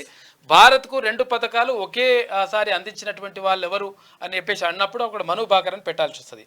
తర్వాత మను భాకర్ తో కలిసి ఇంకో అంటే డబుల్ షూటర్ లో పాల్గొన్నది ఎవరు అని చెప్పేసి అన్నప్పుడు అప్పుడు సరబ్జోత్ సింగ్ అని చెప్పి చెప్పాల్సి వస్తుంది. కాబట్టి ఇవన్నీ కూడా కరెంట్ అఫైర్స్ కూడా ఉపయోగపడతాయి. క్యూన్యూస్లో ఇవన్నీ కూడా ఉంటాయి, చూసుకోవాలి. అంటే కాంపిటేటివ్ ప్రిపేర్ అయ్యేవాళ్ళు, ఎందుకంటే ఇప్పుడు చాలా అంటే ఉద్యోగాలకు ప్రిపేర్ అవుతా ఉన్నారు నిరుద్యోగులు చాలా మంది కూడా. వాళ్ళకి ఏమనుకుంటారంటే టైం వేస్ట్ అని అనుకుంటారు. టైం వేస్ట్ ఏముండదు. ఇందులో మనం చాలా విషయాలు అంటే కరెంట్ అఫైర్స్ సంబంధించినటువంటి విషయాలు కూడా చర్చిస్తాం కాబట్టి అవన్నీ కూడా ఉపయోగపడతాయి మీకు. 1900 సంవత్సరంలో ప్యారిస్ వేదికగా జరిగిన విశ్వ క్రీడల్లో ఆంగ్లో ఇండియన్ నార్మన్ ప్రిచార్డ్ 200 మీటర్ల స్ప్రింట్, 200 మీటర్ల హార్డిల్స్ లో 2 రజత పథకాలు గెలిచారు. ఇప్పటికే 2 పథకాలతో ఊపు మీదున్న మను 3వ ఈవెంట్ కు ఆగస్టు 2వ ఆడనుంది. 3వ పథకం అందుకుంటూ ఉండకుండా అయిపోతుంది లెక్క. ఎన్నికలు లేకుండా రుణమాఫీ ఒకేసారి 31,000 కోట్లు. దేశంలోనే రికార్డు. రైతులకు అండగా ఉన్నామని చెప్పేందుకే వారి ప్రయోజనాలకే ప్రాధాన్యం. 12 రోజుల్లో 12,500 కోట్ల మాఫీ. ఆగస్టులో పూర్తి రుణ విముక్తుల్ని చేస్తాం. సోనియా రాహుల్ మాటను నిలబెడుతున్నాం. ఇది మా నిబద్ధత. రేవంత్ 2వ విడత రుణమాఫీకి ప్రారంభించిన అయితే చాలా మంది కొంతమంది అడుగుతా ఉన్నారు, మాకు 50,000 ఉన్నా కానీ రుణమాఫీ కావట్లేదు, మాకు 60,000 ఉన్నాయి, మాకు ₹1,00,000 ఉన్నా కావట్లేదు అని చెప్పేసి అంటున్నారు. కాకపోతే ఏంటంటే 2018 డిసెంబర్ ఒక డేట్ ఇచ్చింది, అది 12వ తేదీ ఎంతో ఇచ్చింది. 2018 నుంచి 2023 డిసెంబర్ వరకు ఆ తేదీలలో ఉన్నటువంటి రుణాలు ప్రభుత్వం చెల్లిస్తుంది. తర్వాత ఇంకొకటి ఏంటంటే అంటే రైతులకు సంబంధించి ఇంకొక విషయం ఏంటంటే, ఒకవేళ మీరు అంతకంటే ముందు తీసుకున్నారనుకో, ఆ తర్వాత రెన్యువల్ చేసుకొని ఉంటే మీకు అందులో అర్హులుగా ఉంటారు. ఒకవేళ అంతకుముందు తీసుకొని మీరు రెన్యువల్ చేయకుండా అట్లనే కొనసాగితే మాత్రం ఇందులోకి రావంట. అందుకని మీకు ఆగిపోయి ఉంటాయి. కాబట్టి దీనిపైన అధికారులు కూడా దృష్టి పెట్టాల్సిన అవసరం ఉంది. తర్వాత ప్రభుత్వం కూడా దీని గురించి పట్టించుకోవాలి. ఎందుకంటే చాలా మంది మాకు కావట్లేదని చెప్పేసి కొంతమంది అంటున్నారు. 2 లక్షల రుణమాఫీ అంటే నాట్ ఈజీ. ఎందుకంటే తెలంగాణ రాష్ట్రం ప్రభుత్వం ఒక మంచి ఉద్దేశంతో చేస్తా ఉంది. కాకపోతే దాన్ని జాగ్రత్తగా ఉపయోగించుకోవాలి. 25,000 4 సార్లు చేస్తుంటా. ₹1,00,000 తీసుకున్న మెత్తి నాదే ఇప్పుడు 67,000. ₹1,00,000 తీసుకుంటే 2,50,000 అయింది. ఇంకెందుకు, మా పైసలు అన్నీ అటే పోయినాయి. మృత్యు విలయం, విరిగిన కొండ చర్యలు, వరద బీభత్సం. వయనాడులో 133 మంది దుర్మరణం, 65 మంది కుటుంబాలు భూస్థాపితం. ఇక వందలాది మందికి గాయాలు, శిథిలాల కింద ఇంకా 250 మంది. చెరియార్ నదిలో కొట్టుకొచ్చిన మృతదేహాలు, శవాల దిబ్బగా చురుల్మల. టీ ఎస్టేట్లో 600 మంది అస్సోం, పశ్చిమ బెంగాల్ కార్మికులు గల్లంతయ్యారంట పాపం. ఓ రిసార్ట్లో చిక్కుకున్న 100 మంది. మదర్సా మసీదుల్లో వైద్య శిబిరాలు, సహాయక శిబిరాల్లో ఆ చర్యల్లో త్రివిధ దళాలు, ఎన్డీఆర్ఎఫ్. ఇక ఇంతటి విషాదాన్ని ఎన్నడూ చూడలేదని చెప్పేసి కేరళ ముఖ్యమంత్రి పినరయి అంటుండు. ఇక ప్రధాని మోడీ తర్వాత రాహుల్ గాంధీ ఘోరమైన పరిస్థితి. కాపాడినాడే ప్లీజ్ అంటూ శిథిలాల కింద నుంచి బాధితుల ఫోన్ కాల్స్, బ్యాంకుల వద్ద బారులు తీరిన దాతలు, కేరళ పాలిట చీకటి మాసాలు, జూలై ఆగస్టు నెలలో అతిపెద్ద విపత్తులు, అరేబియా సముద్రం వేడెక్కడం, భూతాపం, పర్యావరణ మార్పులే దీనికి కారణం అంటూ జీప్ చూడండి ఎట్లుందో పరిస్థితి. చూడరు ఇండ్లకి మొత్తం అప్పటికప్పుడు వెళ్ళిపోయినాయి. గాడ్స్ ఓన్ కంట్రీ కేరళ ఇక ప్రకృతి ప్రకోపానికి గురైంది. పశ్చిమ కనుమల నడుమ తేయాకు తోటలు, ఏపుగా పెరిగే రబ్బరు చెట్లు, చూపరులను ఆకట్టుకునే కొబ్బరి చెట్లతో ఆహ్లాదంగా ఉండే వయనాడుపై విపత్తు విరుచుకుపడింది. తెరిపి లేకుండా కురుస్తున్న వర్షాలు, బురదలో కూడిన వరద, విరిగిపడ్డ కొండ చర్యలు వెరసి సోమవారం అర్ధరాత్రి వయనాడుకు కాలరాత్రిగా మారాయి. పదుల సంఖ్యలో ఇల్లు కొండ చర్యల దాటికి నేలమట్టమయ్యాయి. నిద్రలోనే 133 మంది పౌరులు ప్రాణాలు తిరిగిరాని అనంత లోకాలకు చేరుకున్నారు. మరో 128 మంది క్షతగాత్రులయ్యారు. కొండ చర్యలు బీభత్సం ఒకవైపు, వరదలతో ఉప్పొంగిన నదులు మరోవైపు, వరద ఉధృతికి శరీర భాగాలు తెగిపడి కిలోమీటర్ల దూరానికి కొట్టుకుపోయిన మృతదేహాలు ఇంకోవైపు. మృత్యుదేవత కరాల నృత్యం చేస్తోందా అన్నట్టు ఎక్కడ చూసినా మృతదేహాలు, ఆహాకారాలు, ఆసుపత్రుల్లో బంధుమిత్రుల ఆర్తనాదాలు. ఈ విపత్తులో వందల మంది గల్లంతయ్యారు. మరణాల సంఖ్య ఇంకా పెరిగే ప్రమాదం ఉందని ప్రభుత్వం ఆందోళన వ్యక్తం చేసింది. సహాయక చర్యల కోసం త్రివిధ దళాలు రంగంలోకి దిగాయి. ఎన్డీఆర్ఎఫ్, పారామిలిటరీ, స్వచ్ఛంద సేవకులు రంగంలోకి దిగారు. ఈ విపత్తుపై రాజకీయ పార్టీలకు అతీతంగా యావత్ భారతదేశం స్పందించింది. ప్రధాని నరేంద్ర మోడీ కేరళ సీఎం పినరయి విజయన్కు ఫోన్ చేసి ధైర్యం చెప్పారు. కేరళ సర్కార్ 2 రోజుల పాటు సంతాప దినాలను ప్రకటించింది. రాష్ట్ర పబ్లిక్ సర్వీస్ కమిషన్ పిఎస్సి పరీక్షలను కూడా వాయిదా వేస్తున్నట్లుగా అక్కడి ప్రభుత్వం ప్రకటించింది. ఇటువంటి సమయాలన్నా కేరళలో మాజీ ముఖ్యమంత్రులు ఉన్నారు, ఎమ్మెల్యేలు ఉన్నారు, మంత్రులు ఉన్నారు, ఎమ్మెల్సీలు ఉన్నారు, చాలా పెద్ద ఎత్తున ఒక్కొక్కడు 100,000 కోట్లు సంపాదించారు. ఒక్క రూపాయి కూడా దానం చేయరు బయటకు వచ్చి, ఒక్క రూపాయి కూడా. దొంగలు ఉంటారు. మీ రాష్ట్రమే కదా, ఇవ్వచ్చు కదా, మనిషికో 50 కోట్లు 100 కోట్లు గోల్డ్ సంపాదించారు. 3వ విడత రుణమాఫీ 2 దఫాల్లో 2 లక్షల వరకు బకాయిలు ఒకేసారి మాఫీ. అంతకు మించి అప్పున్న వారికి మరో దఫలో 15,000 కోట్లు అవసరమవుతాయని అంచనా వేస్తా ఉన్నారు. రేపు స్కిల్ యూనివర్సిటీకి ముఖ్యమంత్రి శంకుస్థాపన. విద్యుత్ విచారణ కమిషన్ చైర్మన్ గా జస్టిస్ మదన్ బి లోకూర్ నియమిస్తూ ఉత్తర్వులు జారీ చేసిన ప్రభుత్వం నివేదిక ఇవ్వడానికి 3 నెలల గడువు అంట. 3 నెలల కథ తెలిపోతుంది. మరి శ్రీశైలంలో తెరుచుకున్న 10 గేట్లు, నాగార్జున సాగర్ దిశగా 2.79 లక్షల క్యూసెక్లు. ఆగస్టు 2న ఖరీఫ్ కోసం ఎడమ కాల్వకు నీరు విడుదల చేయనున్న మంత్రి ఉత్తమ్. ఇక గ్రామీణ వైద్యులకు బంపర్ ఆఫర్, బేసిక్ పై 70% మేర పెంపునకు సర్కారు యోచన. ఇక పిహెచ్సి తర్వాత సిహెచ్సి, ఏహెచ్ ఆసుపత్రుల పెంపు, నిర్ణీత దూరాల్లో ఆసుపత్రులు ఉండేలా చర్యలు తీసుకుంటా ఉంది. 4 చోట్ల కొత్తగా మొబైల్ క్యాన్సర్ పరీక్షా కేంద్రాలు ఏర్పాటు చేస్తున్నట్టు విప్లవాత్మక సంస్కరణలు అని చెప్పేసి మంత్రి దామోదర్ రాజనరసింహ అంటా ఉన్నాడు. నిజంగా ఇది ఒక మంచి పరిణామం. ఎందుకంటే గ్రామీణ వైద్యులకు బంపర్ ఆఫర్ ఇస్తారు. అంటే 70% వాళ్ళకు అదేంటి పెంచేస్తా ఉన్నారంట. బేసిక్ పై 70%. దీనివల్ల ఏంటంటే చాలా మంది డాక్టర్లు ఏమవుతుందంటే అసలు యాక్చువల్ గా పట్టణ ప్రాంతాల్లో ఉండడానికే ప్రయత్నం చేస్తారు. హైదరాబాద్ లాంటి చోటు ఉండడానికే ప్రయత్నం చేస్తారు. ఎందుకంటే పెద్ద పెద్ద ఆసుపత్రులు ఉంటాయి కాబట్టి ఇక్కడ వీళ్ళ క్లినికులు నడుస్తాయి, తర్వాత అక్కడ ఆసుపత్రుల్లో పనిచేస్తారు, తర్వాత అవన్నీ ఒక కథ నడుస్తుంటుంది అన్నట్టు.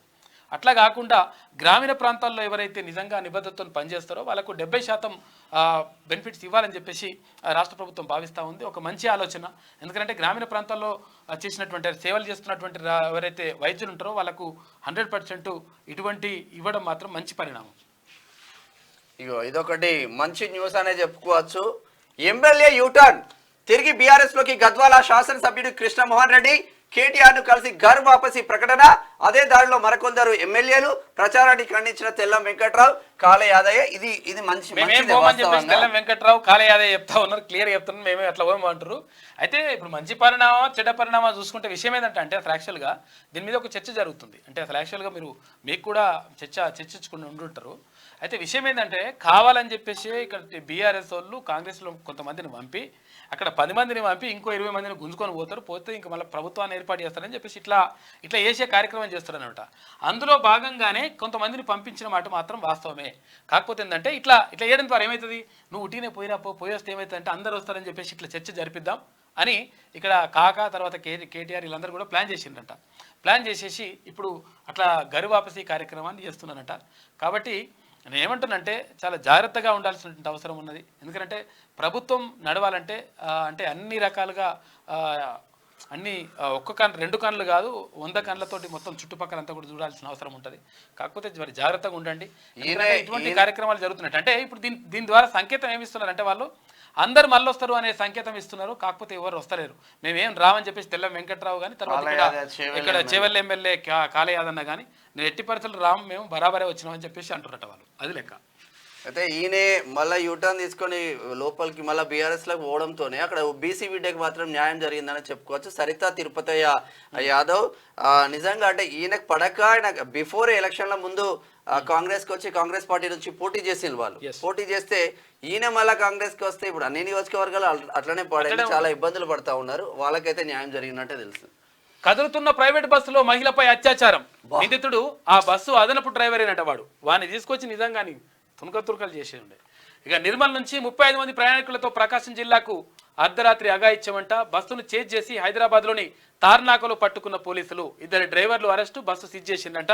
ఉస్మానియా పోలీసులు వీళ్ళని పట్టుకున్నారట. పట్టుకొని వాడిని మరి ఏం చేసిందో చూడాలి. ఇక పట్టాలు తప్పిన హౌరా ముంబై రైలు 2 మృతి 22 మందికి గాయాలు. జార్ఖండ్ లో ఘటన. హైదరాబాద్ లో టెకీపై రేప్. సాఫ్ట్వేర్ ఉద్యోగినిపై స్నేహితుడి అఘాయిత్యం. మద్యం తాగించి అపస్మారక స్థితిలో ఉండగా ఆపై అతని స్నేహితుడిని పిలిపించి కిరాతకం. ఒకరి అరెస్టు. పరారిలో మరొక. ఈ పోవుడెందుకు? అమ్మాయిల మద్యం దాగుడెందుకు? తాగితే సోకన్నట్టు. ఇప్పుడు ఏంటంటే తాగుతలేనంటే ఇక వాడు వేస్తున్నట్టు ట్రెండ్ అయిపోయింది. బాయ్ ఫ్రెండ్ లేకపోతే వేస్ట్. అది కూడా లేదా ఇట్లా లెక్క. ఇప్పుడు పరిచయం ఉండదు లెక్క. శనార్థి తెలంగాణ కాకపోతే కూడా తక్కువ చూస్తున్నారు. రియల్ హీరోకి శుభాకాంక్షల వెల్లువ.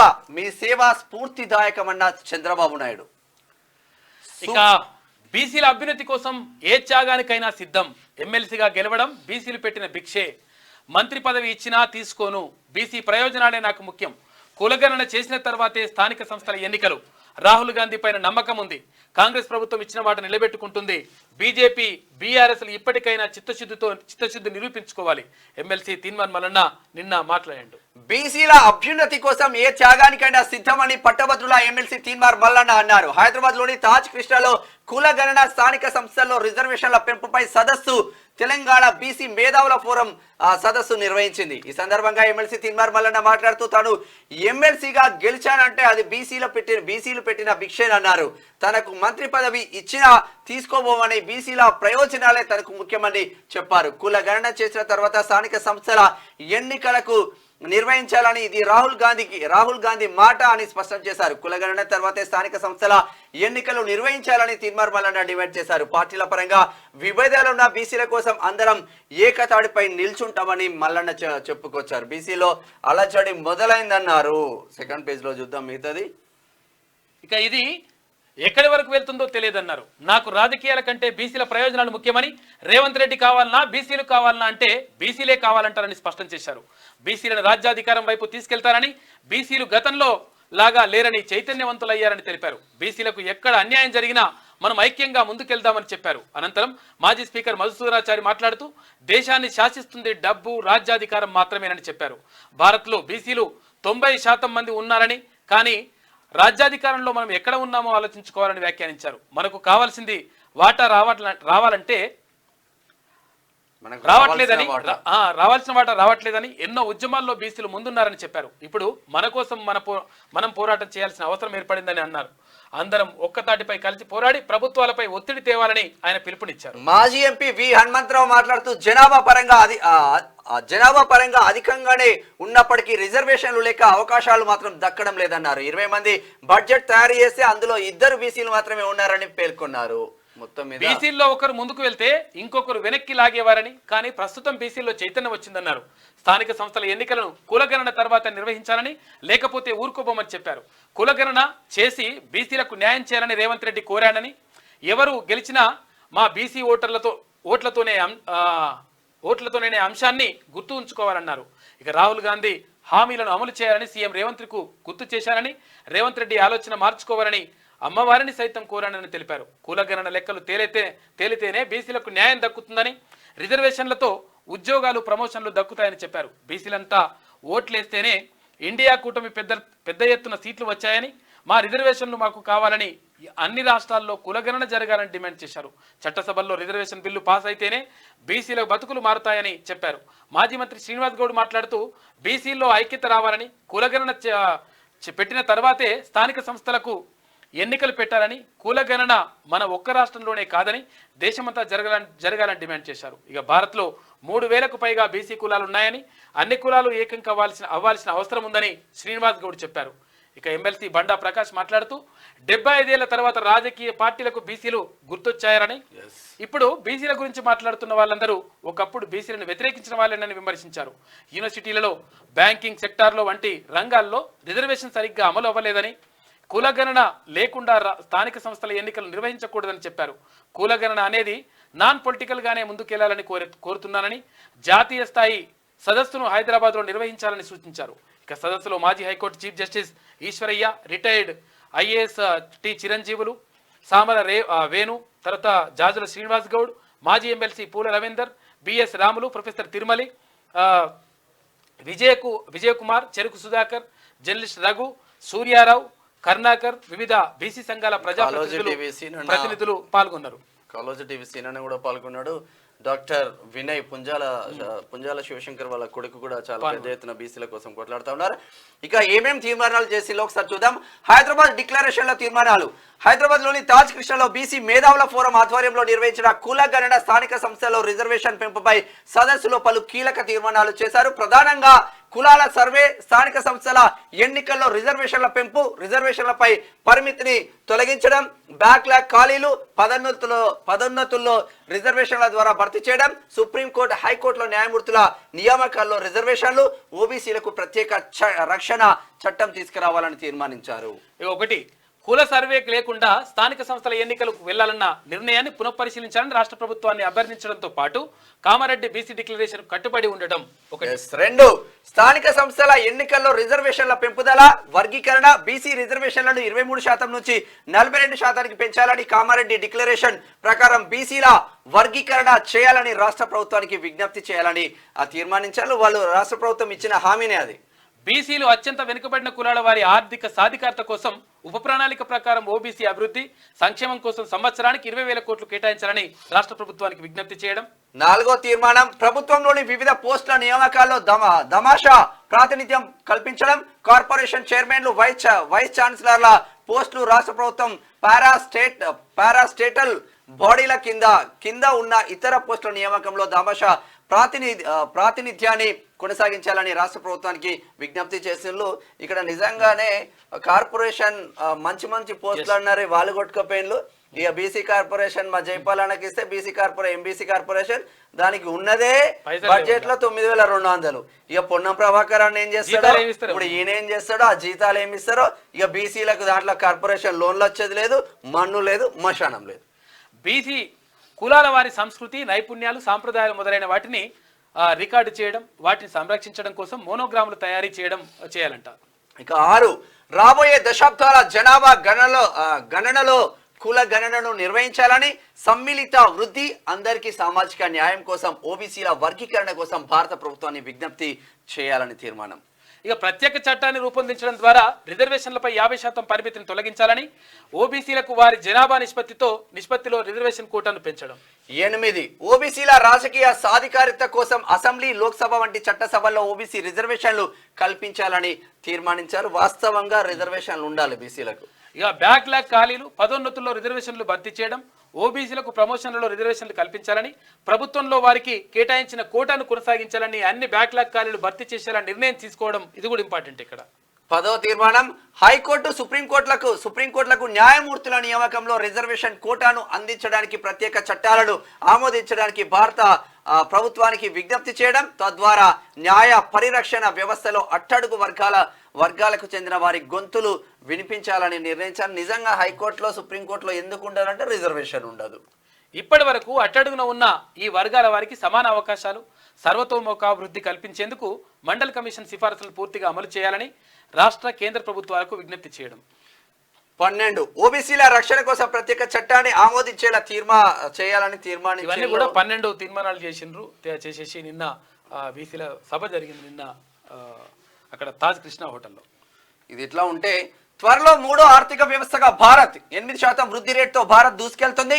ప్రపంచ వృద్ధిలో దేశం వాటా 16%, 25 కోట్ల మందికి పేదరికం నుంచి విముక్తి. సిఐఐ సదస్సులో నిన్న ప్రధానమంత్రి కీలక వ్యాఖ్యలు చేసేందులో ఇది కూడా అయిపోయింది. వయనాడులో దారుణం, భారీ వర్షాలకు విరిగిపడ్డ కొండ చర్యలు 107 మంది మృతి. భారీ సంఖ్యలో గల్లంతు, రంగంలోకి దిగిన సైన్యం, గంటకు పెరుగుతున్న మృతులంట. పాప కుటుంబాలకు 2 లక్షల రూపాయల ఎక్స్‌గ్రేషియా. చాలా డేంజర్ పరిస్థితిలో ఉన్నాయి నిజంగా. బండ్లా యూటర్న్, తిరిగి బీఆర్ఎస్ లో చేరిన కృష్ణమోహన్ రెడ్డి. ఇటీవల కాంగ్రెస్ పార్టీలో చేరిక. నిన్న కేటీఆర్ ను కలిసిన ఎమ్మెల్యే బీఆర్ఎస్ లో కొనసాగుతాడన్న ఆ బీఆర్ఎస్ నేతలు. మరో 4 ఎమ్మెల్యేలు కూడా వస్తారని ఏం చేస్తారంటే ఇప్పుడు ఒకరిని పంపించేసి మళ్ళీ గుంజుకొచ్చుడు. ఎందుకంటే అందరు ఇట్లనే వస్తారని సంకేతాలు ఇస్తారన్నట్టు. వాడు పోకుండా ఇది ఒక ప్లాన్ చేసింది, అదొక కథ. ఇక పల్లా వర్సెస్ తుమ్మల, అసెంబ్లీలో ఇరువురి మధ్య వాడివేడి చర్చ. గతంలో వ్యవసాయాన్ని పండుగ చేశాం, వ్యవసాయంపై మంత్రి తుమ్మల పాలసీ తీసుకురాలేదని విమర్శ. కేంద్ర పథకాలను గత ప్రభుత్వం వాడుకోలేదన్న తుమ్మల, అన్నదాతలకు ఎలాంటి సబ్సిడీ ఇవ్వలేదు, రైతులతో చర్చించి రైతు భరోసా ఇస్తామని చెప్పేసి వెల్లడించారు. శ్రీశైలానికి భారీగా వరద, ఎగువ నుంచి భారీగా వస్తున్న వరద. 7 గేట్లు ఎత్తిన అధికారులు 1.86 లక్షల క్యూసెక్ల నీరు విడుదల చేసిండ్రు. విద్యుత్ విచారణ కమిషన్ చైర్మన్ గా జస్టిస్ మదన్ భీమ్రావ్ ఉత్తర్వులు జారీ చేసిన రాష్ట్ర ప్రభుత్వం. నరసింహారెడ్డి స్థానంలో నియామకం. గతంలో సుప్రీంకోర్టు జడ్జిగా, ఉమ్మడి ఏపీలో హైకోర్టు ప్రధాన న్యాయమూర్తిగా విధులు. ఇక ఆగస్టు 2-3 తేదీల్లో గవర్నర్ల సదస్సు, రాష్ట్రపతి అధ్యక్షతన జరగనున్న సదస్సు హాజరు కానున్న ప్రధాని, ఉప ప్రధాని. నేర న్యాయ చట్టాలు, ఉన్నత విద్యపై చర్చించే అవకాశం ఉంది. నేడు గవర్నర్ ప్రమాణ స్వీకారం. సాయంత్రం 5:03 బాధ్యతలు స్వీకరించనున్న జిష్ణు దేవ్ వర్మ. ప్రమాణం చేయించనున్న హైకోర్టు ప్రధాన న్యాయమూర్తి. ఇక సంబురంగా వ్యవసాయం రాజకీయం కాదు. ఇప్పటి వరకు 12,000 కోట్ల రూపాయల రుణమాఫీ చేసినాం. కాంగ్రెస్ మాటిస్తే శిలాశాసనమే. ఆగస్టులో 2 లక్షల లోపు రుణమాఫీతో చిత్తశుద్ధి నిరూపించుకున్నాం. తెలంగాణను తాకట్టు పెట్టిన బీఆర్ఎస్ సర్కార్ అప్పులకే 43,000 కోట్ల రూపాయలు వడ్డీ కడుతున్నాం.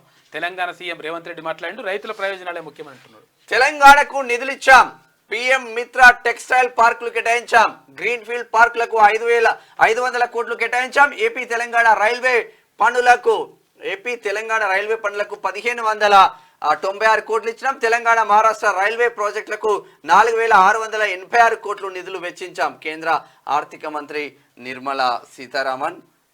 రాసారు అంటే ఉరుమురుమి మంగళ మీద పడుద్ది, నేను రాను రాబాయ్ అని చెప్పేసి అంటున్నట.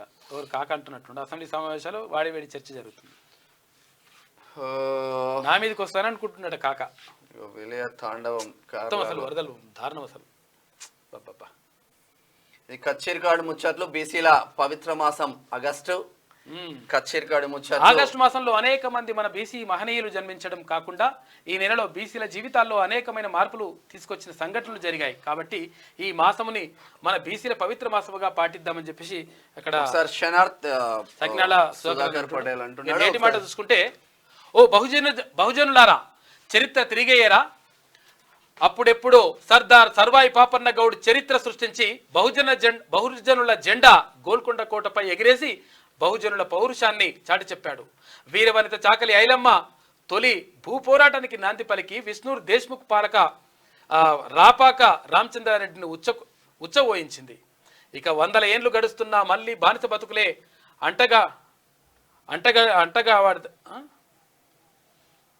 అంటగావడితిమి. అయితే రోజులు మారుతున్నా బహుజనుల్లో మార్పు రాలేదు. బీసీల్లో మార్పు మొదలైతేనే ఆధిపత్య వర్గాలకు వణుకు మొదలవుతుంది. ముఖ్యమంత్రి సీటు మొక్కితే రాదు, మనం వేసుకున్నప్పుడే రాజ్యాధికారం కళ్ళ ముందర మోకరిల్లుతుంది. హక్కులతో ఇంకా ఎన్నాళ్ళు కొట్లాడదాం హక్కుల కోసం.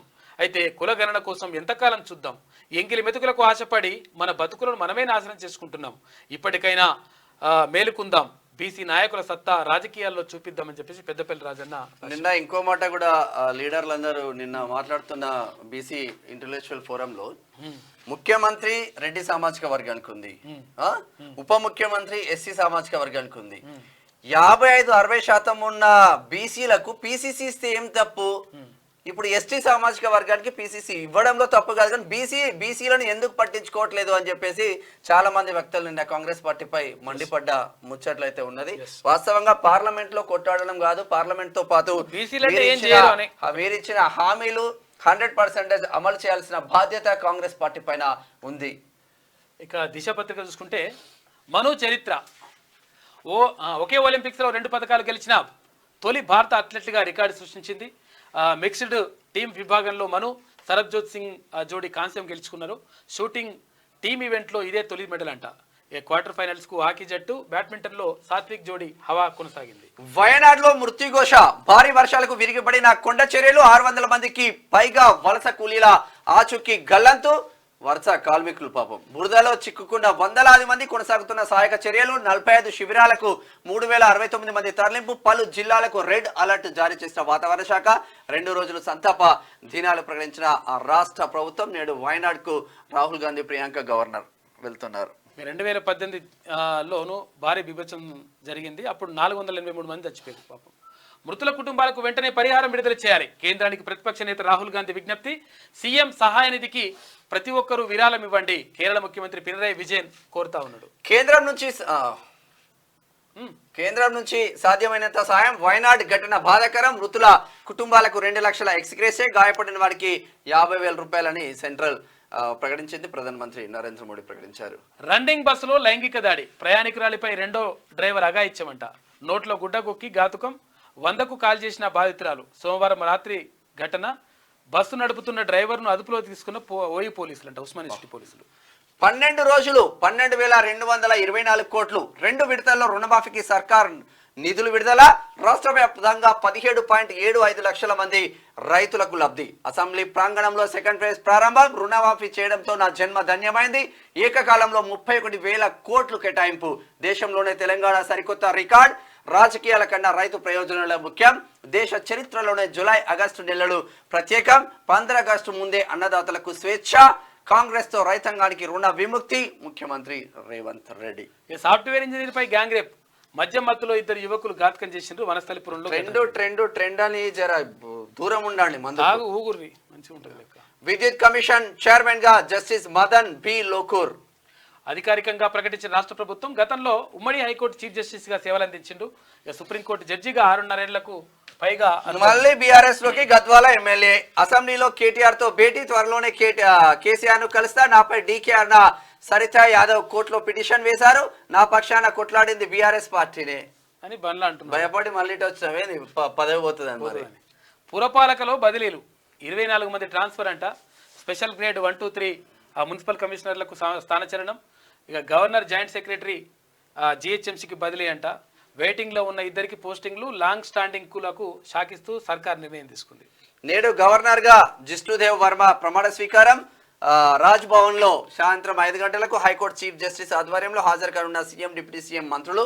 శ్రీశైలం 10 గేట్లు ఎత్తివేత. ఇన్ఫ్లో 4.13 లక్షల క్యూసెక్లు, అవుట్ఫ్లో 2.75 లక్షల క్యూసెక్లు. కొనసాగుతున్న విద్యుత్ ఉత్పత్తి 885కు గాను 884 అడుగులు, అంటే పూర్తి స్థాయి నీటి మట్టం చేరుకుంది. ఇక పొలిటికల్ లీడర్లను వదలం. ఫోన్ ట్యాపింగ్తో సంబంధం ఉన్న ఎవరిని విడిచిపెట్టం. విదేశాల్లో ఉన్న 2 కీలక నిందితులను రప్పించే ప్రయత్నాలు చేస్తున్నామని చెప్పేసి పోలీసులు అంటున్నారు. ఇప్పటికే 4 జైల్లో. అనుమానితులను విచారిస్తాం, అరెస్ట్ చేస్తాం. మీడియాతో west zone DCP Vijay Kumar. ఇది కరెక్టే ఉంటది, కానీ అసలైన సూత్రధారులను వదిలేస్తారు, చిన్న వాళ్ళని పట్టుకొని లోపలేస్తారు. చూడాలి మరి ఏం చేస్తారు. ఇది ఏడాదాకా వస్తుంది కథ. ఇక ఇది దిశలో ఉన్నటువంటి ప్రధాన కథనాలు అయితే ఒకసారి ఆదాబ్ హైదరాబాద్ చూద్దాం. విలవిలలాడుతున్న వయనాడ్ విలయంలో పెరుగుతున్న మృతులు. 123కి చేరిన మృతుల సంఖ్య పెరిగే ఛాన్స్ ఉందంట ఇంకా కూడా. ఇక బాధితులకు సమీప ఆసుపత్రుల చికిత్స. సహాయక చర్యలకు అడ్డంకిగా వర్షాలు. వయనాడ్ ఘటనపై ప్రధాని విచారం వ్యక్తం చేసిండ్రు. మృతుల కుటుంబాలకు 2 లక్షల రూపాయల పరిహారం అండగా ఉంటామని సీఎం విజయ్ హామీ ఇచ్చిండు. రంగంలోకి ఆర్మీ హెలికాప్టర్లతో సాయం. వరదతో సహాయక చర్యలకు ఆటంకం. నేటి నుంచి 2 రోజుల పాటు సంతాప దినాలు ప్రకటించింది ఆ రాష్ట్ర ప్రభుత్వం. ఘోరం అంటే ఘోరం నిజంగా.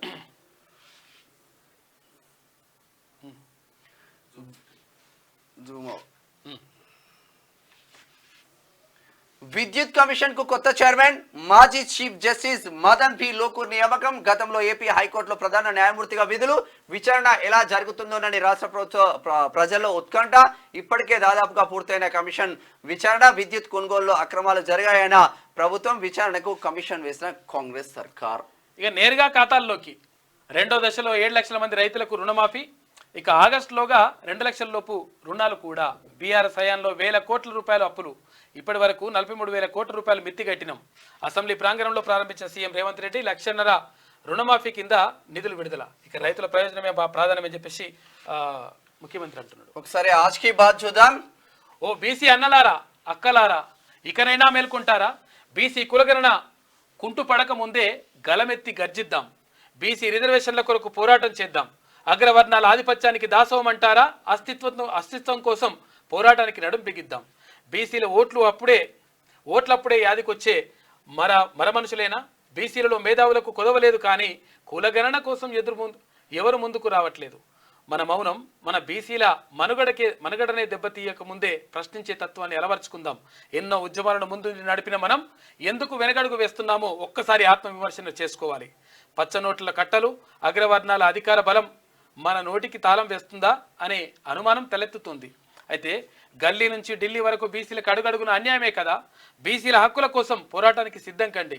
యాచించడం మానుకొని శాసించే స్థాయికి వెళ్దామని చెప్పేసి పదండి అని చెప్పేసి రమేష్ గాన్లా రాసిన టాక్స్ పేయర్ కు అలర్ట్. అబ్బా, నేటితో ముగియనున్న ఐటీ రిటర్న్స్ దాఖలు చేయకుంటే జరిమానాలు తప్పవు. ఈ ఫైలింగ్ పోర్టల్లో వెంటాడుతున్న సమస్యలు. గడువు పెంచాలంటున్న కొందరు యూజర్లు. ఇక రెండో దశలో 7 లక్షల రూపాయల మందికి రుణమాఫీ అంత అయిపోయింది కదా. ఇక బీఆర్ఎస్ హయాంలో 100 కోట్ల రూపాయల భూములు హాంఫట్. హైదరాబాద్ కేంద్రంగా నకిలీ ఆధార్ కార్డుల తయారీ ముఠా. ఆధార్తో వేలిముద్రలు ఫోటోలతో సహా ముఠా సభ్యులకు అప్డేట్ అంట. మనుషులు బతికుండగానే చనిపోయినట్లు డెత్ సర్టిఫికెట్లు తెస్తున్నారు. ఇక మృతుడి కుటుంబ సభ్యులుగా లీగల్ ఎయిర్ సర్టిఫికెట్లు సృష్టించిన కేటుగాళ్ళు. ప్రభుత్వ లేఅవుట్లలో పార్కులు, స్థలాలు చాలా ఏళ్ల క్రితం కొన్న ప్లాట్లే వీరి టార్గెట్ అంట. ఇక సిబిఐ, ఏసీబీ అధికారులు దృష్టి పెడితే 1000 కోట్ల రూపాయల విలువైన భూమి కబ్జాలు ముందుకు వస్తాయంట. చెక్ పెట్టొచ్చు. బీసీ ఎమ్మెల్యేలు గెలవాలి. 33 జిల్లాల్లో 33 మంది గెలిచేలా కృషి చేయాలి. రాష్ట్ర బీసీ సాధికారిక సంఘం అధ్యక్షులు ప్రతాని రామకృష్ణ గౌడ్. బీసీ సాధికారిక సంఘం ఆధ్వర్యంలో 133 కులాల ప్రతినిధులతో సమావేశం. బీసీల కోసం పనిచేయడానికి ఎల్లవేళలా సిద్ధంగా ఉంటా. ఏకతాటిపై నిన్న అంత పెద్ద ఉన్నది. స్కిల్ యూనివర్సిటీతో యువతకు నైపుణ్యాలు. అసెంబ్లీలో బీసీ బిల్లు ప్రవేశపెట్టిన శ్రీధర్ బాబు. కొత్త వారు చర్చల్లో పాల్గొనేలా చూడాలన్న కేటీఆర్. బీసీ రాకుండా చేస్తూ ఉంటారు కాంగ్రెస్. ఇప్పుడు కొత్త డ్రామాలు ఆడతారు. బీఆర్ఎస్ కొత్త డ్రామాలకు తెర. ఎమ్మెల్యేల యూటర్న్ అంటూ ప్రచారం. అలాంటిదేమీ లేదు. మరికొందరు చేరుతారు. మంత్రులు పొంగులేటి, కోమటిరెడ్డి ఇలా ధీమా. బీఆర్ఎస్ డ్రామాలను నమ్మరన్న ఎమ్మెల్యేలు. పరవళ్లు తొక్కుతున్న కృష్ణమ్మ. శ్రీశైలం 7 గేట్ల ఎత్తివేత. 4.02 లక్షల క్యూసెక్కులు ఇన్ఫ్లో వస్తూ ఉంది. పట్టణ ప్రణాళికలో అవినీతి తిమింగలం ఏడలేదు, అంతటా ఉంది. అవినీతి అధికారి ప్రదీప్ కుమార్ అంతులేని ఆగడాలు. టీఎస్ బీపాస్ లో దొంగలకు సర్ది కట్టిన అధికారులు. ఏసీబీ దాడులు చేస్తే మరిన్ని బహిర్గతమయ్యే ఛాన్స్. సీఎం రేవంత్ రెడ్డి దృష్టి పెడితేనే అవినీతికి చెక్. అవినీతి తిమింగలంపై చర్యలు తీసుకోవాలని సామాజికవేత్తల డిమాండ్. ఇది ఆదాపులో ఉన్నటువంటి ప్రధాన కథనాలు అయితే ఒకసారి ఈనాడు చూద్దాం. ఊళ్ళను మింగిన కొండలు. మట్టి చర్యలు విరిగిపడి 123 మంది మృతి, 128 మందికి గాయాలు, 98 మంది ఆచూకీ గల్లంతు. బురదలో కూరుకుపోయిన 100 మంది. భారీ వర్షాలకు వయనాడు జిల్లా అతలాకుతలమైంది. ఇల్లు, వంతెనలు ధ్వంసమైపోయినాయి. అయిపోయింది ఘోరం. ఇద్దరు అమ్మలున్న అనాథను. పేదరికం కన్న తల్లి పేగుబంధాన్ని తెచ్చింది. పెంచిన తల్లి ప్రేమను మసకబార్చింది. చిన్నారిని శిశు గృహకు. ఏమైందంటే ఇప్పుడు వీళ్ళు ఉన్నారు కదా, ఇప్పుడు అసలు యాక్చువల్గా పిల్లల్ని అమ్మిన వాళ్ళు కొంతమంది ఉంటే దత్తత తీసుకున్నట్టుగా చేసిన వాళ్ళు కొంతమంది. ఇది అధికారికంగా జరగకపోవడంతో ఏమైంది, అమ్మిన వాళ్ళు ఏమో మా బిడ్డ మాకు కావాలని వాళ్ళు పోయినరు. ఇక కొన్నోళ్ళు అంటారు కదా, కొన్నోళ్ళు అంటే పెంచారు కదా. కొంతమంది సంవత్సరం, 2 సంవత్సరాలు, 3 సంవత్సరాలు కూడా పెంచుకున్న తర్వాత వాళ్ళ మీద మమకారం పెంచుకున్నారు. మేము కన్న తల్లిదండ్రులం అని చెప్పేసి వాళ్ళు, మేము పెంచిన తల్లిదండ్రులం అని వీళ్ళిద్దరికి కాకుండా వాళ్ళని తీసుకుపోయి అక్కడ ఏది గృహాల దాంట్లో వేసేస్తున్నారు, శిశు గృహాలకు తరలిస్తున్నట్టు వాళ్ళని పిల్లల్ని. పాపం అన్యాయం. దేశానికి మనుహారం. ఒలింపిక్స్ లో మను భాకర్ ఖాతాలో 2వ పథకం. సరబ్జోత్ తో కలిసి షూటింగ్ లో కాస్యం. గ్రేట్. ఇక ఆగస్టులో రైతులకు రుణవిముక్తి. 2 లక్షల వరకు రుణమాఫీకి ఏకకాలంలో 31,000 కోట్లు కేటాయించాం. 12 రోజుల్లోనే 12,000 కోట్లు జమ. ముఖ్యమంత్రి రేవంత్ రెడ్డి 1,00,000 వరకు రుణమాఫీకి నిధులు విడుదల అని చెప్పేసి ఒక వార్త. ఇక 2 విడతల్లో 17,75,235 మందికి రుణమాఫీ జరిగిందంట. రెండో విడతలోనూ అగ్రస్థానంలో నల్గొండ. విద్యుత్ విచారణ కమిషన్ చైర్మన్ గా జస్టిస్ మదన్ బి లోకూర్ రాష్ట్ర ప్రభుత్వం ఉత్తర్వులు జారీ చేసింది. తిరిగి భరాసాలోకి గద్వాల ఎమ్మెల్యే గింత పెద్దగా చేసింది. ఇప్పుడు ఏమిగో ఇప్పుడు ఒకవేళ ఇక్కడ నుంచి అక్కడ పోతే అయ్యేది సరిగా.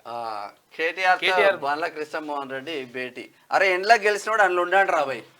నైపుణ్యంతో కూడిన మానవ వనరులే లక్ష్యం. పరిశ్రమలు, సేవా రంగాల అవసరాలకు తగినట్లు కోర్సులు, యువతకు మెరుగైన ఉపాధి, ఉద్యోగ అవకాశాలు. శాసనసభలో యువ భారత నైపుణ్య విశ్వవిద్యాలయం బిల్లు పెట్టిన మంత్రి శ్రీధర్ బాబు. ఇక ఛాన్సలర్గా సీఎం లేదా గవర్నర్ ఉంటారంట. కథం తొక్కిన ఆశా కార్యకర్తలు. సమస్యలపై సిఎఫ్డబ్ల్యూ కార్యాలయం ముట్టడి, పోలీసులతో వాగ్వాదం, తోపులాట.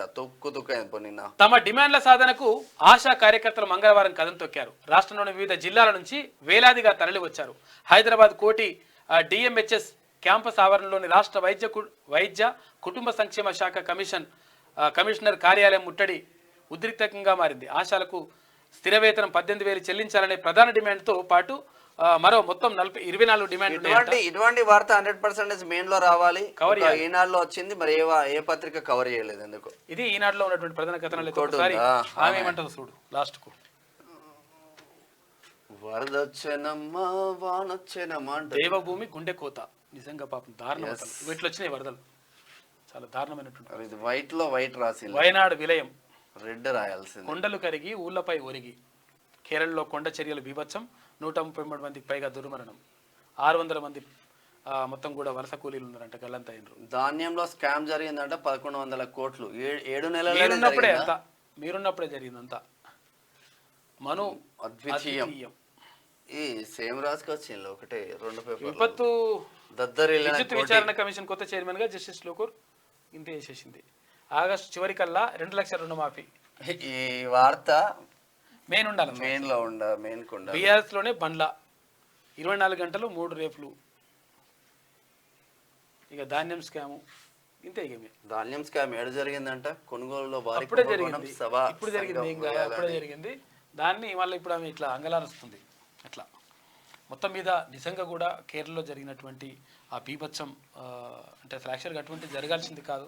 కాకపోతే ఏంటంటే ఎప్పుడైనా కానీ అంటే ఒక 100 సంవత్సరాలకు అంటే ముందు చూపుతోటి ఏదైనా ప్రణాళికలు రూపొందించాల్సిన అవసరం ఉంటుంది.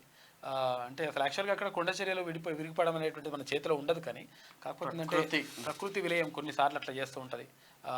అక్కడ మరుభూమిగా మారిపోయింది అక్కడ ఉన్నటువంటి వయనాడు జిల్లాలో ఆ ప్రాంతం అంతా కూడా.